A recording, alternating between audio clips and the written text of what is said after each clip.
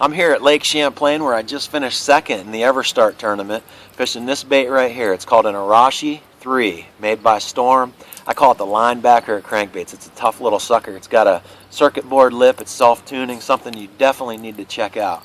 My name's Dave Lefebre. I fish for Team Kellogg's, and real quick, I wanted to go over some tips about crankbait selection and how I try to keep it simple. You know, crankbait fishing is it's just one category out of many in bass fishing, but it's probably the most confusing for a lot of people. There's just so many different colors, so many different styles, so many different depths, and to keep it simple, these are the only things that swim in the water. I mean, all across the country, you can catch fish on a shad type of color, emerald shiners, whatever the bait fish is that you have in your lakes, a crawdad, and then I like to throw in some type of a chartreuse or a fire tiger, whether it imitates a perch, a bluegill or whatever, or it's just a reaction thing in muddy water. But with those three colors, you can cover everything in the spectrum and catch fish wherever you live, for sure.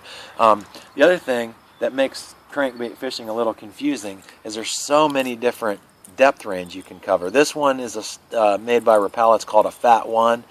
Good in river situations, in muddy water when I'm target fishing or things like that. I've done real well on it at the Potomac River. It goes from 0 to 1 foot, and then you've got everything all the way up to 40 foot plus with this lure, Jensen Hot Lips, and everything in between.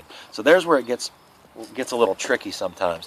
What I like to do, you got your color selections narrowed down to those three categories. Then I like to just pick a series, of crankbaits that maybe that you have confidence in or whatever, a certain line, and try to stick with those just to keep it simple. For me, it's a DT series from Rapala. This is a DT4.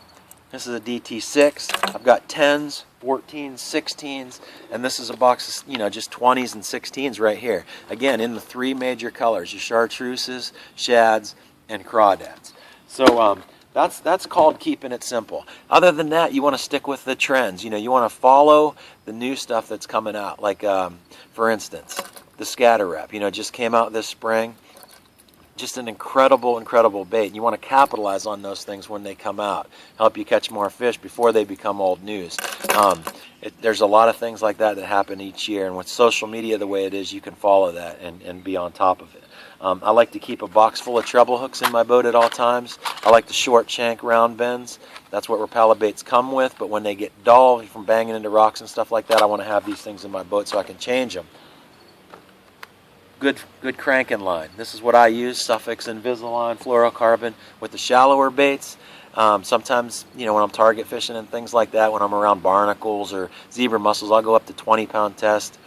Usually 17 is a good range. For the deeper crankbaits and stuff like that, what I put on my reels when I'm throwing my Dobbin 705 CB glass, it's usually 10-pound test.